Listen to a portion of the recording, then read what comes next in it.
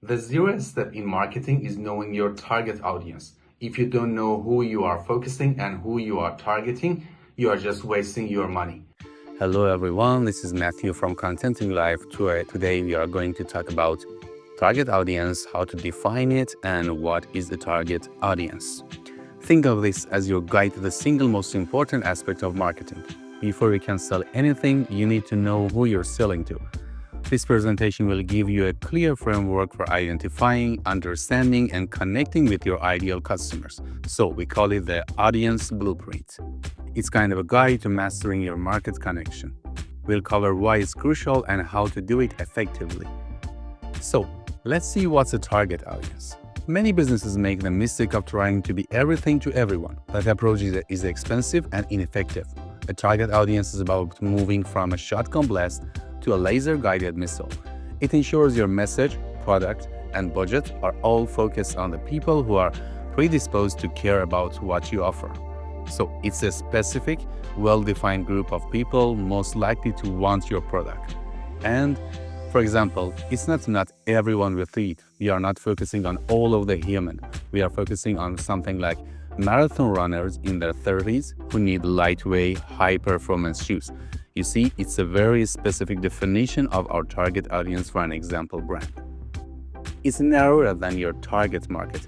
You can target a market, but for example, it's pet owners, but the audience is eco-conscious cat owners in urban areas. So this is how we specify our target audience. Why should you bother defining that? Defining your audience isn't just an academic exercise. It's a strategic business decision with huge payoffs. Every benefit you see here stems from a single principle: relevance. When your marketing is highly relevant to a specific group, it becomes more powerful and efficient. What are the results? Save money and boost ROI. You will stop wasting money on ads shown to people who will never buy. Focusing your spend means every dollar works harder, dramatically increases your return on investment. What's more, it builds a real loyalty. People connect with brands that get them. When your messaging reflects their values and needs, they feel understood. Understanding is something that we always focus on this channel. We need to understand our customer and focus on their problems. It fosters trust and turns one-time buyers into lifelong fans. What's the other benefit? It sounds more authentic. Trying to please everyone leads to generic, forgettable messaging. But knowing your audience allows you to use their language, humor, and cultural references. We will see how we can understand them. And all of them builds genuine support from the audience. And it beats the competition. When you have a definite target audience and you specify them in kind of a niche audience setting, you don't need to compete with Amazon on everything. It's an example. When you identify and super serve a specific niche audience, you can become the go-to brand for that group, creating a defensible market position. Even nowadays that everyone might look into Amazon for buying things, those websites and those online shops that offer some specific products to some specific users are still winning, and they can attract more and more customers. So let's understand the audience rules. It's rare to purchase decision to happen in vacuum. Identify everyone involved in the process and tailor your message to address their unique motivations. For example, the child needs to be excited by the toy, while the parent needs to be convinced of its safety, value, and educational benefits. Two different roles, two different messages. So it depends on where your target audience is in the decision-making journey. For example, we have decision maker as an audience role. This is the one who has the authority and budget to make the final purchase. Their primary concern is often logic, price, and value. What's the other role? They are supporter or influencers. These are the ones who often use the product or directly benefit from it. Their decision is usually driven by emotion, desire, and immediate needs. Let's have an example. For example, for a B2B business, an employee is kind of a supporter. He or she is the one who uses the service. He wants the software because it's easy to use. But the manager is the decision maker, is the one who pays for the service and needs to be convinced of the ROI and security features. There are 4 dimensions of an audience. Think of these 4 dimensions as layers of an onion. Each layer you peel back gets you closer to the core of your customer. Demographics are the surface, but psychographics reveal their true motivations, and a great marketer uses all 4 to build a complete 3D picture of the person they're trying to reach. So the first one is demographics, which answers the who question. These are the basics, quantifiable facts about a person: age, gender, income, education, occupation. When defining a user persona, income is very important. Just keep it in mind. It's the easiest data to get, but it's only the start. It's the first layer, don't forget it. And the second layer is the psychographics, which answers the why. This is the personality data. What are their values, interests, opinions, and lifestyle choices? Are they adventurous or cautious? This tells you why they make certain decisions. The other layer is behavioral, which answers to the what question. This is about their actions. What did they buy in the past? What websites do they visit? How often do they purchase?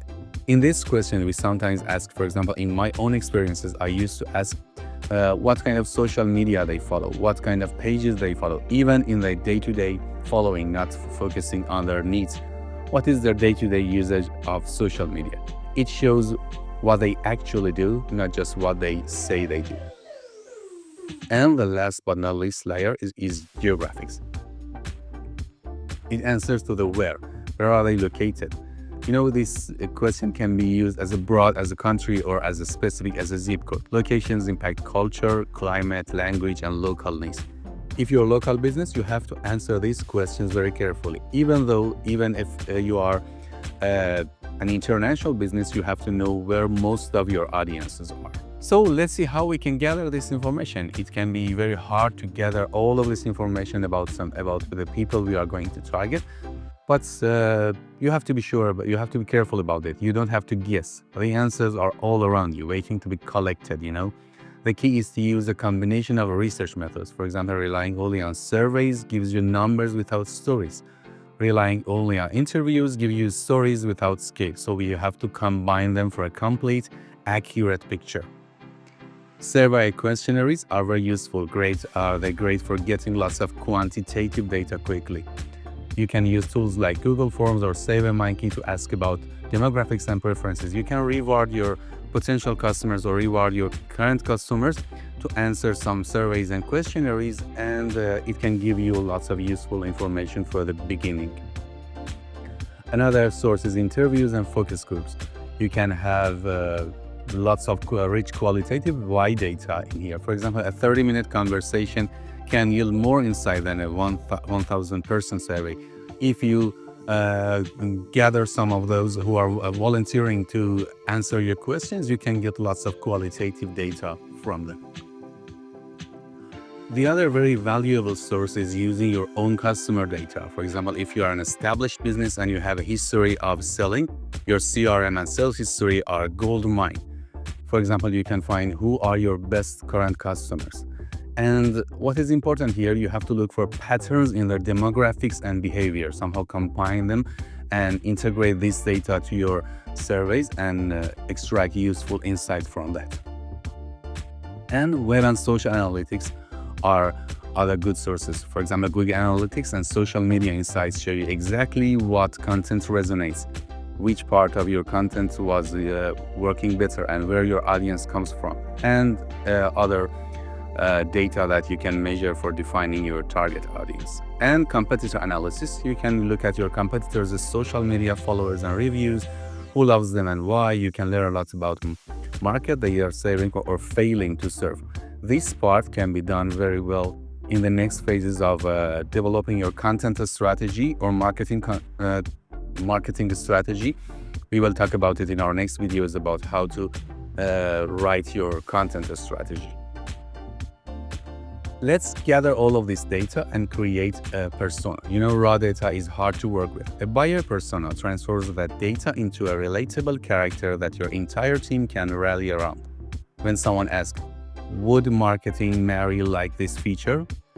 Everyone has a clear shared understanding. When you create a persona, you name them.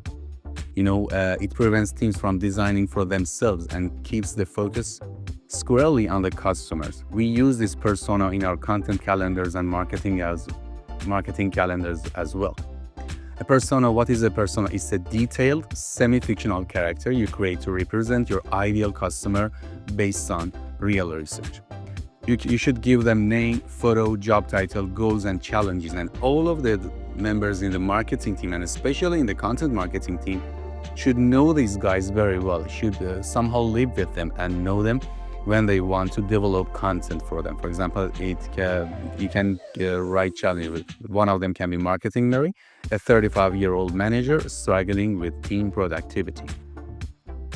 What does a persona do? It gets your marketing, sales, and product development teams all on the same page, speaking to the same language. And create an exclusionary persona, a clear picture of who you don't want to attract. We don't want these kind of people as our target audience. It will be very useful in the continuing of your content strategy and marketing content strategy. It's kind of create to qualify leads and avoid wasting resources. Let's put it all to work. This is where your research pays off. With a deep understanding of your audience and a clear persona, your marketing efforts become far more strategic and effective. You're no longer just throwing things at the wall to see what sticks. Every decision is guided by the question, and you can answer this question, that's what's most valuable to our target customer. What are the results? One of them is smarter channel selection. When you know your target audience, you know that you don't have to focus on all of the channels, all of the social media, LinkedIn, TikTok, Twitter, Instagram, and everything. You only focus on the channels that your target audience is living there. Another one is more relevant products. Even if you have a product, by knowing your target audience, you can design and develop your products better and focus only on the actual problems that they have. And your content will truly connect. You can create blog posts, videos, and ads that use their language, the language of your target personas. You can address their pain points and offer real solutions. What does it do? It establishes you as a trusted expert. Expertise is very important here. It's kind of knowing your target audience. It's kind of a process that helps you get expertise points from search engines and from AI reviewers as well. I will put a link up here about EEAT, which is very important in today's SEO, and it can help you a lot. So let's see what not to do in defining your target audience. It's a powerful process, but it's easy to go wrong. You have to be mindful of these common traps. The biggest danger is confirmation bias. For example, the tendency to look for data that confirms your existing beliefs. You don't have to look for data that follows your beliefs, follows your assumption. You have to find something that you didn't know and you didn't assume in the past. You must approach your research with an open mind, ready to be proven wrong. Your assumptions might go wrong in the future when you analyze and study your target audience better. So the truth is more valuable than your assumptions. Don't forget it. And don't interview the wrong people. For example, if your product is for CEOs, you can survey college students. This is something that we all know, that we have to only interview the ones that can be our potential customers. And don't rely on single data source. For example, analytics data tells you what happened, but interviews tell you why. So you have to mix them, and you can't only rely on single data source. And don't let your personal bias cloud your judgment. You are not going to judge anything. You are going to only gather data, combine them, and get insight from all of that data. So thank you very much. I hope this video has given you a clear and actionable framework for understanding your audience. This is the foundation of all great marketing. If you want to continue learning and get more practical tips on content and strategy, my YouTube channel is the perfect place to do it. Hit subscribe to stay updated. Thank you very much, everyone. See you soon.